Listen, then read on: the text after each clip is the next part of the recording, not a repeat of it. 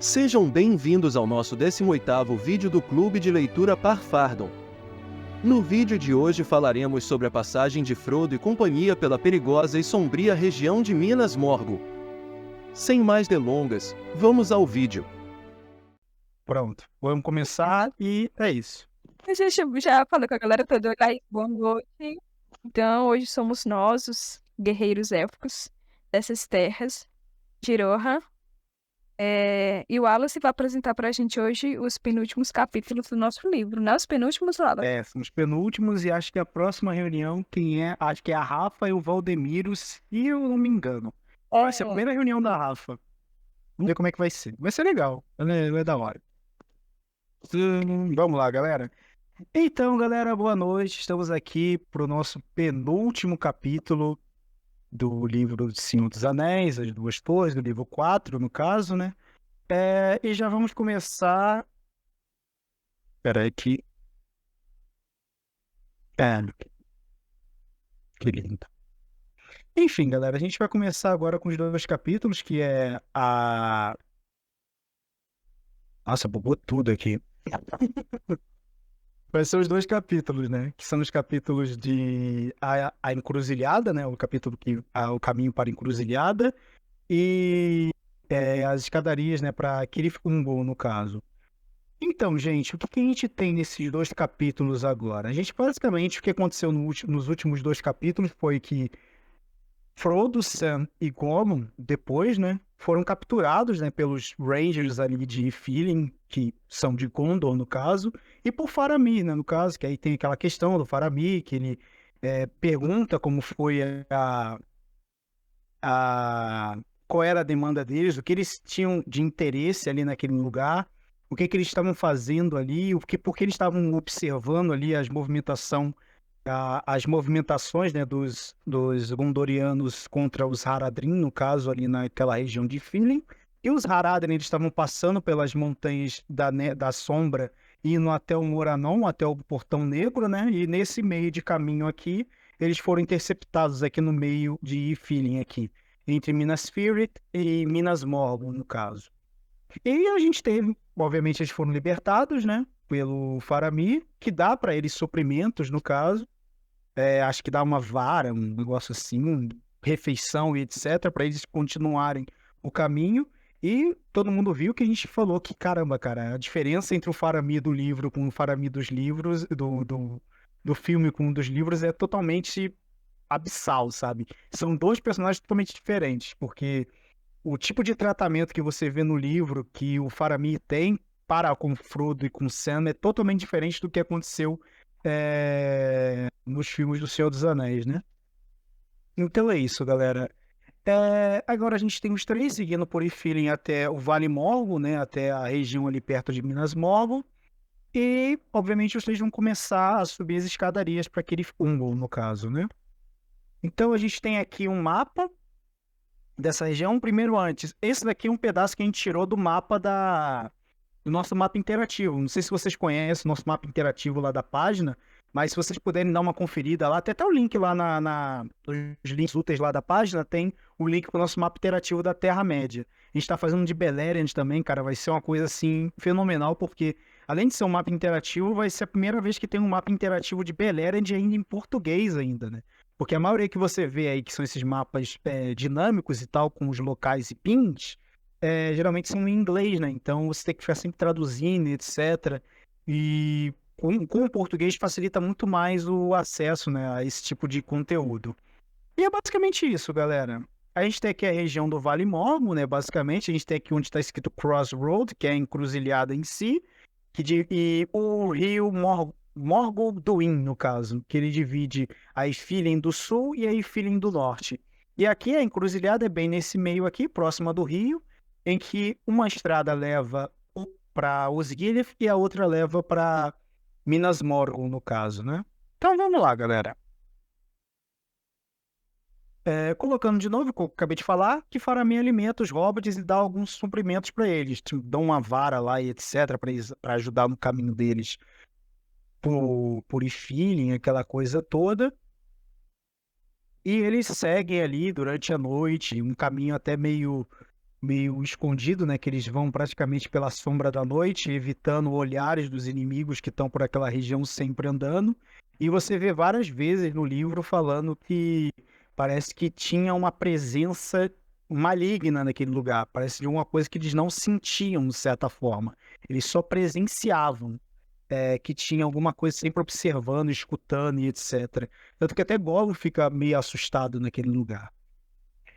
E ali eles seguem pelo caminho, escondidos pela noite, etc., até chegarem na encruzilhada. E na encruzilhada a gente tem um ponto até interessante, que é essa estátua, né, de um rei sentado em um trono, mas que foi praticamente profanada pelas forças de Mordor, né, pelos servos de Mordor, que tiraram a cabeça dele, derrubaram a cabeça desse rei e colocaram uma pedra em cima. Até no livro, no filme, não sei se você já viu a versão estendida, tem essa parte mostrando que é uma pedra em cima, com o símbolo do olho de Sauron e etc.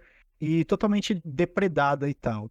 E no chão, obviamente, do lado, tem a cabeça, né, do rei, que foi decapitado ali naquele lugar, e ela tá cheia de uma certa flor e etc., uma relva que cresceu em cima.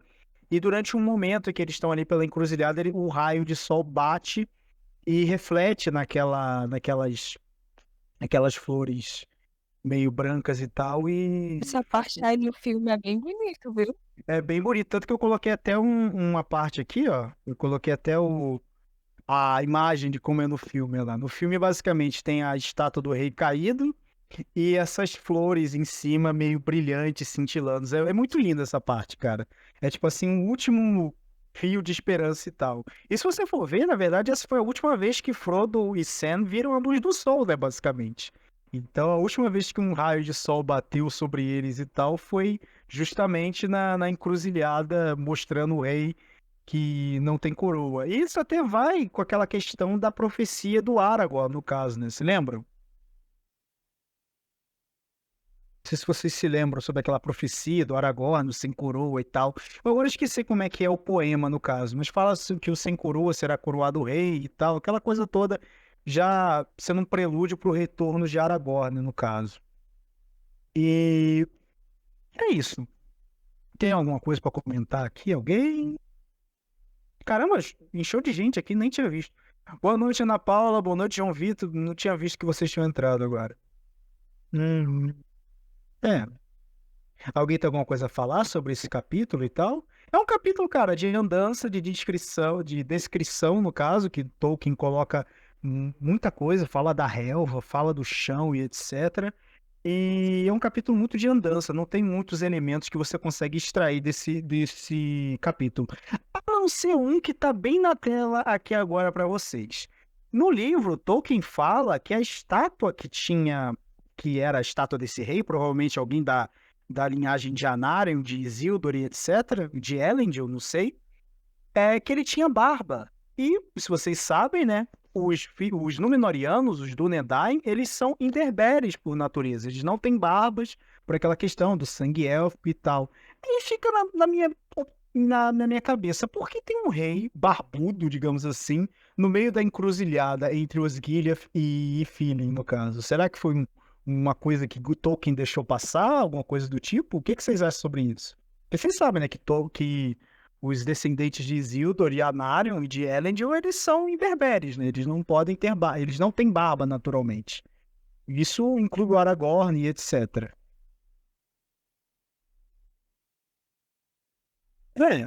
É basicamente isso. Não tem muita mais coisa para se falar.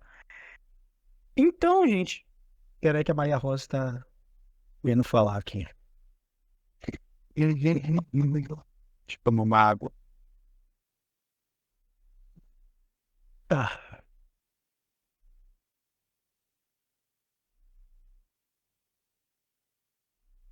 acho que Tolkien, pelo menos na minha opinião, acho que Tolkien comeu bola, na verdade. Se você for observar essa questão do rei berber, do rei com barba, né? Nessa parte da encruzilhada. Pode ser qualquer um dos reis, cara. Porque no livro não descreve se é Isildur, ou se é Anarion, ou se é Elendil. Ele só fala que é um rei berbere, que é um rei com barba, no caso, né? Vi essa parte do rei com barba e fiquei com dúvida. Será que foi ele? Provavelmente, cara. Eu acho que Tolkien deixou isso meio que de último plano.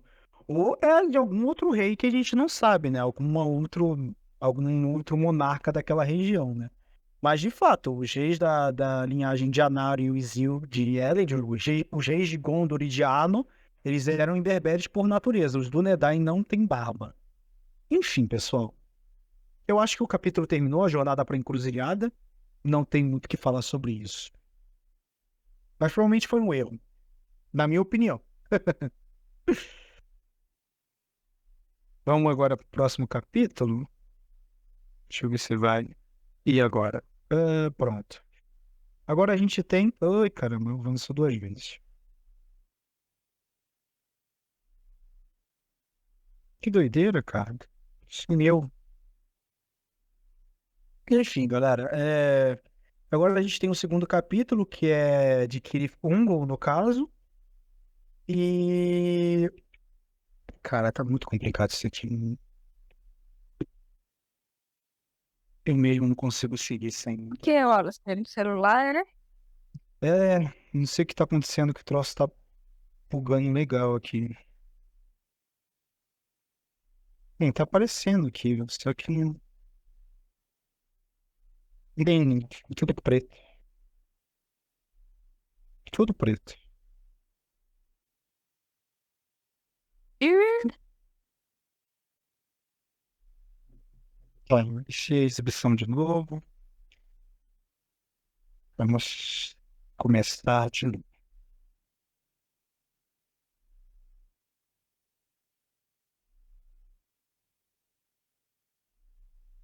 Então, galera, a gente tem aqui no caso o próximo capítulo, que é quando o Frodo chega, Frodo, Sam e Gollum chegam até o Vale Morgul, né? Eles chegam até as proximidades de Minas Morgul, que até anteriormente era chamada de Minas Ithil, que era a Torre da Lua, né? Dentro daquela região ali era a casa de Isildur, no caso. Ali eram os domínios do rei Isildur. Porque se vocês sabem, Gondor, quando ela foi fundada, lá na Segunda Era, ela foi fundada como um reino de 2 monarcas, no caso. Tinham 2 tronos. Tinha um trono tanto em Minas Anor, né, no caso, que é Minas Tirith, e Minas Ithil, no caso. E basicamente era a Torre da Lua e a Torre do Sol, né, basicamente. Então eram 2 reinos ali, praticamente dominados, e Osgiliath era a cidade que ficava bem no meio das duas, no caso, né? E é basicamente isso. E eles chegam até próximo da ponte, e lá na ponte o Frodo começa a se sentir atraído, né, para dentro da cidade. É até engraçado que no livro fala que a torre de Cirith Ungol, de Minas Morgul, ela é brilhante, a cidade brilha, no caso. É igual aparece no filme mesmo, que é aquela coisa daquela cidade brilhante, com um brilho meio esverdeado e tal. Sendo que no livro descreve como uma cor pálida, né? Não descreve uma cor azul, mas deve ser um branco meio pálido, no caso, uma palidez, né? Basicamente. Gente, acho que não vai dar certo, trouxe aqui, cara, tá bem ruim mesmo. Não vai dar certo. Não vai dar certo, o troço tá bugando demais. Acho que agora tá aparecendo aí pra vocês, né? Será? tá aparecendo sim. Agora tá aparecendo. Pronto, já foi. Então basicamente a gente tem Frodo que é atraído pra cidade e começa em sua direção, mas ele resiste, no caso. Nesse momento, a gente começa a observar uma certa movimentação naquele lugar, porque até eles tinham passado um tempo atrás, antes que eles tinham notado que a região perto do Vale Morgul estava muito vazia, não se ouvia nenhum tipo de movimentação de inimigo naquela região. Provavelmente, Minas Morgul estava reunindo suas forças para aquela região, para dentro da cidade, e ali se preparando para o ataque. É igual acontece no livro. Aí tem um momento em que eles estão perto da ponte, que Frodo resiste à tentação de ir até a cidade, né? Que acontece igual acontece nos filmes, mas aqui tem um adendo. O primeiro clarão que acontece, o primeiro aviso que acontece é primeiro vindo de Mordor, no caso, de trás das montanhas. Que acho que Orodruin, no caso, explode e deixa o céu todo escarlate, todo vermelho. E nesse momento, Minas Morgul responde jogando aquele raio, trovões e tal pro céu. É basicamente isso. E nesse momento, as forças de Minas Morgul começam a sair, né? Saem de Minas Morgul em direção a Osgiliath a Ifilin, os Gilead, né, que fica naquela região, para poder atacar ali a região de Anórien em Gondor, no caso, né? Deixa eu ver se eu consigo passar para próximo, que não, o troço vai travar de novo. Ah, não consegui. Então vamos falar, gente, sobre um pouquinho sobre Minas Ithil, ou Minas Morgul, e sobre o próprio Rei Bruxo, no caso, que o Rei Bruxo está nessa parte do livro. Basicamente, Minas Ithil, no caso, originalmente Minas Ithil, a Torre da Lua e etc., ela foi construída em 3320 da Segunda Era pelo rei Isildur, no caso de Gondor. E era uma cidade gêmea de Minas Anor, né? Arnor, que ficava ali que é a atual Minas Tirith, que ficava do outro lado do rio Anduin. Porém, tem um destino diferente. Cerca de 2000 da Terceira Era, o rei bruxo de Angmar consegue tomar a cidade, né? Após todo um incidente que teve lá no norte, com a guerra em Angmar, aquela coisa toda, né? Que teve a destruição dos 3 reinos remanescentes de Arnor, e o rei bruxo consegue vir depois de uma junção lá de elfos e homens e etc. E ele invade a cidade, faz o cerco ali e consegue dominar a cidade de Minas Ithil, no caso, né? Após isso, a torre ficou conhecida como Minas Morgul, que significa Torre da Feitiçaria das Trevas, no caso, né? E um fato interessante sobre essa torre é que o último rei de Gondor, né, Earnur, desapareceu, né, após um ataque que ele fez, após ele irromper aquela região. E como ele não tinha filho nem nada, ele basicamente pereceu, ele desapareceu, no caso. E tem até uma coisa interessante sobre isso, é que não é a primeira vez que a gente vê nos contos até do mundo em geral, de um rei que desaparece. Não sei se vocês sabem que em Portugal também teve um rei, lá em Portugal no caso, que ele foi que antigamente os reis da Idade Média, do nosso próprio mundo, eles lutavam de frente da batalha. Eles iam lá de armadura e tal, obviamente não iam para a vanguarda, lá para frente, né, para as linhas de frente, né, mas sempre estavam em batalha, de certa forma. E esse rei Dom Sebastião, acho que é o nome dele, lá de Portugal, ele estava lutando no Marrocos ou no norte da África, agora me esqueci a localidade, e ele desapareceu. E o seu corpo nunca foi encontrado, ninguém sabe se ele sobreviveu, se ele, não sei, aconteceu alguma coisa, foi feito prisioneiro, ou se ele começou a viver ali no meio da corte daquele pessoal muçulmano e tal. E isso criou uma lenda, né, de que sempre o rei iria voltar, o rei Dom Sebastião iria voltar e iria assumir o trono. E até tem uma coisa interessante, se vocês puderem observar essa questão do trono português, é até interessante essa história. Tanto que depois do rei Dom Sebastião, nenhum outro monarca português utilizou a coroa na cabeça, eles sempre ficavam do lado com a coroa, como se estivessem guardando a, a chegada no novo rei. Mas isso por causa de uma questão de que a monarquia de Assis caiu, né? Aí teve entrada dos Bragança no meio e foi cura toda. E outro fato interessante, voltando agora para a Terra-média, sobre Minas Ithil, é que naquela região foram criados os Uruk-hai, né? Em cerca de 2575. Então vocês conseguem observar que aquela região é uma região muito maligna, né? Vocês estão ouvindo esse barulho de moto passando aqui fora? Estão ouvindo, Ávila? Não, eu não tô. Não, tá não. Porque, Deve nossa, ter microfone falha, mas eu não sei se é o seu microfone ou se é meu áudio. eu Mas acho que é não meu tô ouvindo, não. microfone. Seu Acho que é meu barulho. microfone. Acho que é o microfone em si. Mas basicamente a gente tem Minas Ithil e tal. Aí a gente tem aqui uma imagem, né, do jogo Shadow of Mordor, no caso, que mostra essa torre nos seus momentos iniciais, né? Tanto que a região de Philin e a região do Vale Morgul, que ficou conhecido logo depois disso, depois do ataque, né? Ele era uma região verde, próspera, linda, viviam pessoas. Minas Morgul era uma cidade tão bela quanto Minas Tirith. Porém, o rei bruxo vindo do norte dominou e transformou aquele lugar num antro de feitiçaria das trevas, no caso. A gente tem aqui uma imagem do rei bruxo e Minas Ithil atrás, e essa imagem de John Howe e tal. É bem interessante, é bem fiel, na verdade, as imagens dele. Então é isso, pessoal. Bugou de novo, né? É sempre buga. Isso. Seguindo, seguindo agora pro último aqui, galera, a gente tem as escadarias de Oi? Não pode continuar. Eu vou continuar aqui porque, cara, se for depender desse troço aqui, já era pra mim. Não tem o que fazer. Nossa, cara, é muito complicado. Me- E no começo isso aqui era até de boa. Não sei o que que tá acontecendo agora que ele tá bugando a tela e etc. Enfim, depois disso, Frodo avista, né? No momento que tá saindo as forças de Mordor e etc. A gente vê o Rei Bruxo naquela região e o Frodo começa a sentir as dores do ataque, etc. Ele começa a ser atraído e tal. E ele segura o frasco de Galadriel ali para poder resistir à tentação de devolver o anel e etc. E você repara que quanto mais próximo de Mordor, Frodo vai ficando, né? Quanto mais próximo da Terra da Sombra, pior vai ficando, né, cara? A questão das próprias tentações, né? Do, do anel em si. É.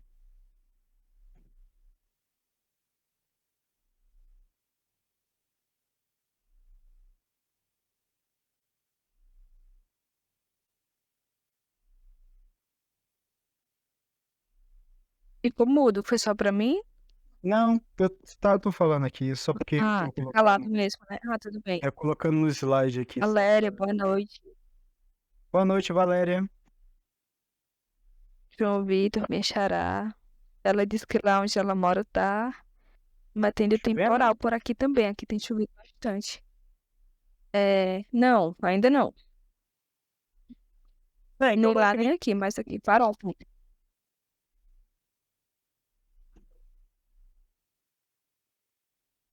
Ô, Leão, falando sobre.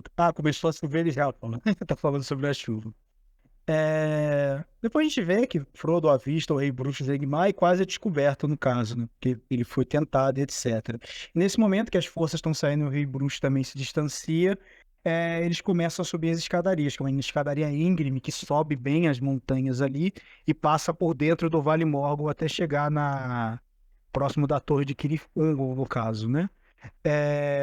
Também uma coisa interessante que eu vi nesse capítulo é que o Samwise, ele cita o Silmarillion, cara. Ele cita contos lá do Silmarillion, ele cita Beren, cita as próprias Silmarils que foram tiradas da cabeça, a Silmaril que foi tirada da cabeça de Morgoth em Angband, no caso, e sobre até o próprio Eärendil, no caso, para tentar encorajar o Frodo e etc, aquela coisa toda. Então a gente já tá naquele ponto de novo. Naquela época, obviamente, a gente tem os apêndices de Senhor dos Anéis ali que conta vagamente como era o Silmarillion e sobre esses contos da Primeira Era, mas você percebe que que Tolkien já tinha uma história muito bem embasada por trás e ele ficava dando esses lampejos dentro da sua obra e tal, para poder mostrar pra gente que o mundo, que a Terra-média era muito maior do que só o conto dos Anéis, né? Sobre Frodo, os Anéis, Sauron e etc, né? Sobre a Terceira Era, no caso. E tem até uma parte aqui interessante, que enquanto eles estão subindo as escadarias e tal, e param para descansar, o Gollum, ele meio que parece que se arrepende, ele fica acariciando o rosto do Frodo, aquela coisa toda. E, Samwise vendo aquilo, né, ele fica irado e etc, porque ele desconfia com muita razão do próprio Gollum, no caso, né? E nesse momento eles acabam entrando numa discussão ali e Gollum começa a arquitetar todos aqueles planos de levar até a criatura que vocês vão ver nos próximos capítulos e tal. Mas você vê que novamente você vê esse embate dos dois, né? Exatamente isso no filme, mas no filme não, pelo menos no livro, agora não acontece aquela coisa do Sam ser mandado embora, aquela coisa toda, não. Mas essa picuinha entre Gollum e Sam vai sempre existir daqui pra frente. Na verdade, sempre existiu, né? Lá de trás, porque ele sempre desconfiou do Gollum e com muita razão, né? Não é um ser que dá pra se confiar. E uma coisa engraçada é que o Frodo liberta o Gollum nesse momento como parte do acordo que eles fizeram, que dali no momento, ele pra frente, eles conseguem seguir o caminho, né? Só que Gollum insiste que é continuar guiando eles até o caminho para entrar dentro de Mordor e vencer as Montanhas da Sombra. E chegar até o túnel, né? Que ele chama até de túnel. Ele não fala que o que tem dentro do túnel, mas que tava indo para aquela região do túnel, né, no caso. E é isso, galera. É um capítulo. Eu fui muito breve, fui muito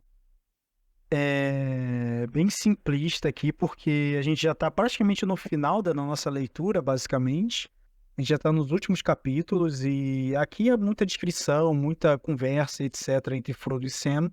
E dá para extrair alguns conteúdos e tal, como essa questão das Silmarils e de Mordor e tal, aquela coisa toda. Mas vocês reparam que o perigo está cada vez se tornando mais iminente, mais ameaçador essa questão das forças que vêm de Mordor e tal, e você percebe que Frodo também está sendo testado ao máximo durante esses capítulos. Tanto que foi nesses 2 capítulos você viu 2 momentos em que Frodo quase perdeu o anel. Tanto na parte que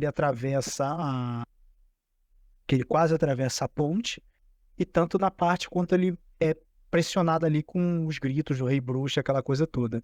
Então você repara que é bem complicado a questão.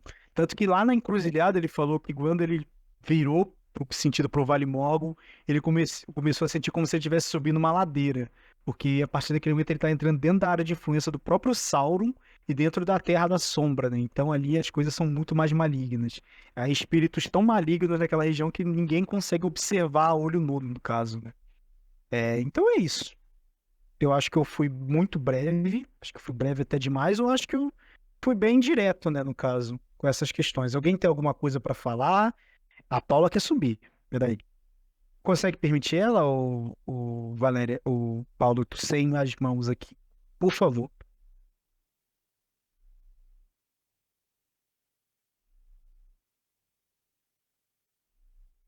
Paula?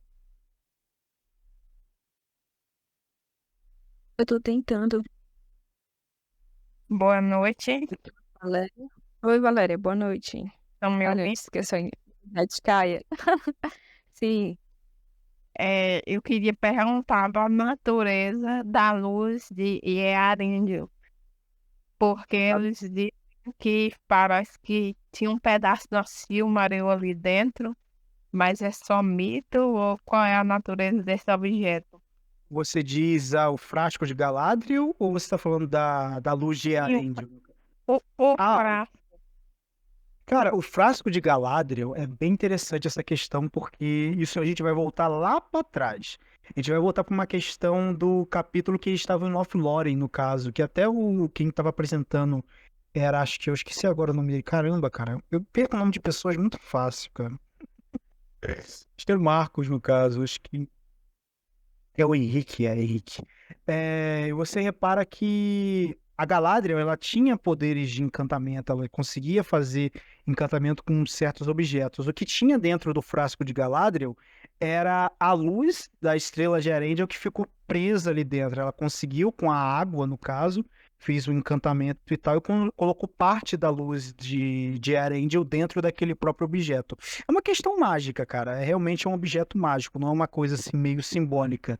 Ele tinha um certo poder, no caso. Mas aí a gente vai muito para aquelas questões de Galadriel, sobre os espelhos de Galadriel, sobre os encantamentos, sobre os ensinamentos, o conhecimento que Galadriel tem. E a gente já vai para questão de prata e, sabe, é uma questão bem mais técnica. Se você puder ver a nossa reunião que a gente fez com o Henrique, no caso, lá sobre o espelho de Galadriel, ficaria uma boa. Mas porque é bem interessante essa parte do objeto. Mas sim, ele é um objeto mágico em si. E ele aprisionou, de certa forma, um pedaço da luz de Eärendil, no caso, né? Da estrela Eärendil. E outro ponto. Sei que eu tô lembrando que é, mas é porque eu vi alguém comentando que mas é só mito, que tinha um pedaço da Silmaril lá dentro. Mas é só a luz. Não, não, não. É A estrela em si, o Eärendil lá no céu e etc., a gente vai voltar agora para a Primeira Era. Depois do final da Primeira Guerra, da Guerra da Íria, etc., contém a água do espelho de Galadriel que refletiu a luz de Eärendil, viu? É isso que ela tá falando aqui. Dentro da água que estava no espelho de Galadriel e colocou a luz no pin de Galadriel ali, que é uma parte da estrela, da luz da própria estrela de Eärendil. Mas o que é a estrela de Eärendil é literalmente o Eärendil em um barco com a Silmaril postada na sua testa, no caso, né? Se você for lembrar lá da Primeira Era, a gente tem aquela questão lá da Guerra da Íria, etc., E como recompensa, os Valar, que obviamente o Eärendil é imortal e etc., colocaram ele num barco e levaram ele ao céu, e ele praticamente fica na parte ali no final da tarde e no comecinho da manhã, sempre brilhando bastante, fazendo uma alusão direta ao próprio planeta Vênus, né, que é a estrela d'alva, que é a estrela entre aspas, né, porque é um planeta, mas é que é bem brilhante durante ou o amanhecer ou o entardecer, no caso, né? E é basicamente isso. Certo, obrigada. Tirou minha dúvida. Eu que agradeço. É bem o que a Laís tinha falado sobre o frasco. Valeu, Valéria. Alguém tem Mais alguém gostaria de comentar sobre esses capítulos?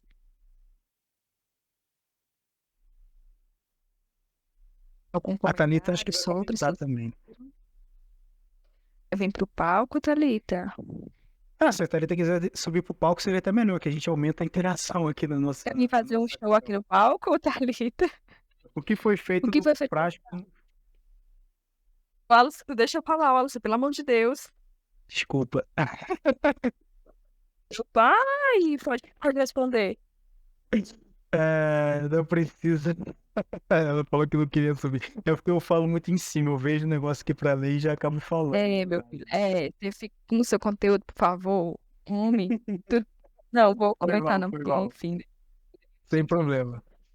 O que foi feito do frasco no fim dele? Cara, essa questão do frasco a gente vai deixar um pouquinho mais pra frente, no caso, porque seria um spoiler falar o que aconteceu do frasco, aí já vou pegar o conteúdo do amiguinho do lado. Mas o frasco, obviamente, você sabe, ele vai ser utilizado mais pra frente num momento crítico em que Frodo e Sam também, né, de certa forma, acabam enfrentando, né, no caso. Mas o que vai ser feito, o que foi feito do frasco, nossos amigos do lado da próxima reunião vão falar o que aconteceu com ele. Não se esqueçam sobre o frasco de Galadriel, no caso. Mas pega esse ponto aí. Mas só pra não pegar o conteúdo do amiguinho lá. E também não dar spoiler, né? Ou seja, daqui a 15 dias ninguém pode perder, tá bom? Pra gente saber o que aconteceu com o frasco. Exatamente. E praticamente é a nossa última reunião, a próxima, né, cara? Caramba. A gente começou isso quando? Foi em novembro ou foi em outubro?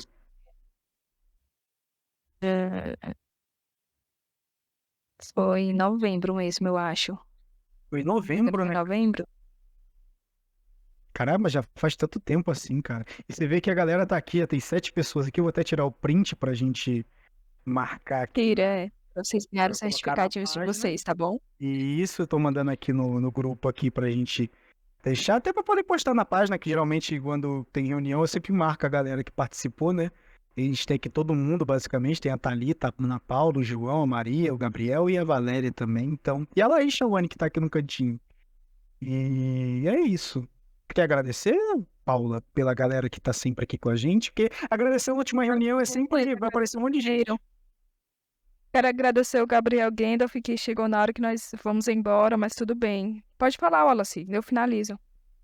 Não, é porque eu acabo falando e você fala do meio aqui, vai ser problema não. Então é isso, gente. Alguém tem mais alguma coisa pra adicionar? As perguntas são minhas, Wallace. Desculpa.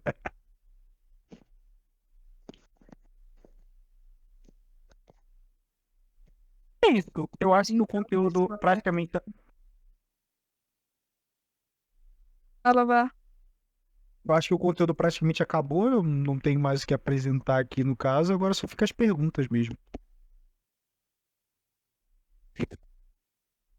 Mas aí eu li esses capítulos também, eles tinham muita coisa, né? Esses detalhes meio que internos, assim, que não eram tão interessantes, assim, né? Porque era mais descrição e tudo mais, então tinham poucas curiosidades, vamos dizer assim. Mas se alguém quiser colocar mais alguma coisa, senão a gente finaliza por aqui o nosso encontro de hoje. Eu gosto até de comparar o capítulo da encruzilhada com o capítulo que a gente teve lá do Rio Anduin, no caso. Que é muita andança, muita descrição de andança, e etc. Mesmo que seja um trecho muito menor, porque o Rio Anduin, eles cortaram um terreno bom naquele capítulo, mas é um capítulo novamente de descrição, de como era Ithilien, no caso, de como era a região.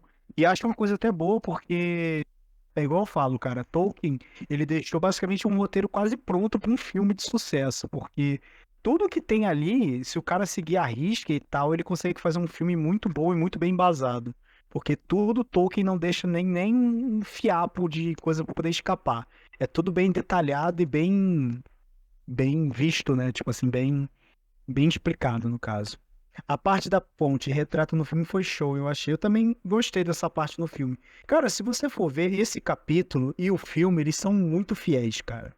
São muito fiéis. Eu acho que a única diferença, assim, seria a cor de Minas Morgul, né? Que Minas Morgul não era verde, era de cor pálida, mas aí deixa a licença poética do autor, né? Deixa essa questão tão técnica assim no meio. E acho que como foi visto o Rei Bruxo. Pelo que eu vi, o Rei Bruxo ele estava guiando as forças num cavalo, ele não estava em cima de uma besta alada, etc. Mas no filme quis mostrar que ele estava voando ali, etc. Foi bem interessante, não foi ruim, não. É, eu acho muito interessante a cena que o portão se abre, né? E o pessoal que está lá em Minas, e, por exemplo, Gandalf e alguns soldados têm uma luz verde que vai até o céu. E aí depois ele está na bestalada, né? O Rei Bruxo, e solta o grito e o povo fica atordoado, né? Até o próprio Gollum. E esse grito está relatado no livro também, né? Da intenção do Rei. Exatamente, tanto que essa saída do Rei Bruxo, no caso, igual eu falei um pouquinho mais para trás, nesse momento daquela luz brilhante que tem no filme do Senhor dos Anéis, aquilo realmente de fato aconteceu. Não talvez com aquela intensidade absurda, mas foi algo muito semelhante. Mas foi primeiro um comando de Mordor saindo lá de Orodruin, da Montanha da Perdição, que explodiu até o céu e deixou o céu vermelho, e Minas Morgul respondeu jogando esse raio, trovão, essa luz forte pro céu, etc. Provavelmente não foi com toda aquela intensidade, mas foi algo de um certo poder, né, no caso, que tinha dentro daquela própria cidade. Ah, tem um Gabriel. Paula? Falar. Ah, tá, aqui. O Gabriel tinha dito aqui que é uma descrição sobre verde lunar do ambiente, mas não daquele jeito. Aquele jeito tá verde gramado, né, basicamente. Parece que tem até uns refletorzinhos assim em cima de Minas Morgul, mas é detalhe, cara, é filme. A gente não pode também querer uma coisa tão fiel assim, né? Parece que tem uns refletorzinhos assim embaixo, tudo um monte de holofote.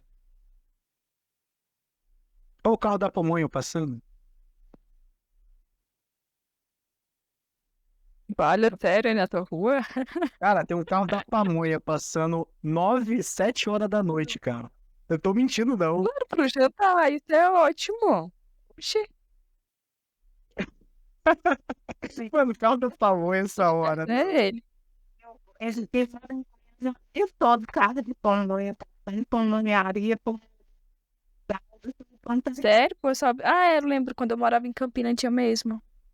Mas daqui onde eu moro não tem, não. Cara, carro da pamonha. É tipo assim, eu já vi esse carro da pamonha passando aqui mais cedo, mas não essas horas, são quase 7 e pouca da noite, cara. Qual é?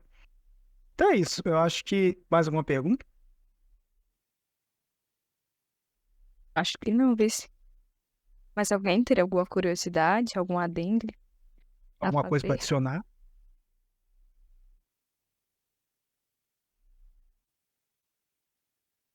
Não? Então tá, pessoal, eu quero agradecer a presença de vocês, né? Os fiéis do Clube de Leitura, isso é ótimo, nós estamos aqui com vocês e para vocês, né? Eu acho que é isso, sim, muito bem colocado a fala do Wallace e o material que ele apresentou lá, né, com os mapas e as coisas. Não é bem um mapa, mas é no mapa, né? As entradas lá. É, Eu queria mostrar um mapa E interativo, aí, Paula, eu juro. pronto, mas se tu quiser mostrar, ainda dá tempo. Mas aí, como a gente está finalizando, eu vou até falar lá no grupo, né? Como nós estamos finalizando o nosso clube, seria importante que, pelo menos nesse último, a galera participasse mais. A gente vai estar essa semana até lá, né? Fazendo essa motivação assim. E também seria importante que vocês fizessem, né? Sempre quem participa, é bom que motive os coleguinhas que não participem, porque isso Ajuda muito. E também, se vocês fizerem postagens, não esqueçam de marcar a página da comunidade, tá bom? Então, nosso próximo encontro vai ser daqui a 15 dias. Deixa eu pegar aqui no calendário. E nós vamos ver os últimos capítulos do livro, certo? E aí, vocês, até lá, né, podem terminar de fazer a leitura. Depois desse. A gente vai dar um intervalo, né? Quando nós terminarmos, aí a gente vai dar um intervalo e abrir vagas para o clube de leitura. Vai ser dia 9 de março, certo? Não, minto, dia 2 de março, nosso próximo encontro, dia 2 de março. Paulinha, eu queria perguntar uma coisa aqui. Como eu não faço parte da coordenação, eu queria saber de vocês. Vai ter apêndice ou não vai ter apêndice no próximo livro? Não. É uma coisa que a gente está discutindo ainda. O que a gente queria fazer, a gente está pensando em fazer uma reunião à parte sobre os apêndices. Sobre os apêndices. Da doença, eu já ia rir de uma piada que eu lembrei. Porque, tipo assim, como a gente já tem o conteúdo, né? E provavelmente pelo tempo, a gente vai ver o tempo, assim. Mas aí, se não der pra gente encaixar um pouquinho, a gente quer fazer Depois a gente vai ter, tipo, um mês de férias, talvez, né? Média aí, sei lá, 3 semanas. E aí, nesse meio tempo, a gente quer fazer uma reunião extra só pra falar sobre isso. Uma reunião mais informal. Mas a gente quer falar assim. Com certeza, porque é igual o Gabriel tá falando assim, tem que ter, cara, porque, nossa. Mas aí teria que ser muito bem dividido, porque tem muito conteúdo ali. Na verdade, os apêndices têm muito conteúdo, essa é a grande verdade. Sim, e eu vou dar a minha opinião. Eu acho que seria muito pertinente a gente estudar os apêndices da mesma forma que estamos estudando os livros, porque tem muita coisa muito interessante que se complementa, né? Então, eu acho interessante. A gente só tá vendo isso, porque a gente não colocamos no cronograma, né? Então a gente vê como que faz, se a gente, tipo, reduz o tempo dos capítulos no próximo para poder colocar dentro da reunião do clube mesmo, ou se a gente faz uma reunião extra. Mas assim, vai ter, a gente quer fazer, Perfeito, então. entendeu? Acho que é isso. Aí a gente, tipo assim, vocês saberem avisar. A gente vai avisar, né? Exatamente. Beleza, pessoal? Então, acho que foi isso. Obrigada, Wallace, pela sua disposição em nos ajudar. Obrigada também a vocês que participaram, tá bom? Espero que daqui a 15 dias eu veja vocês novamente.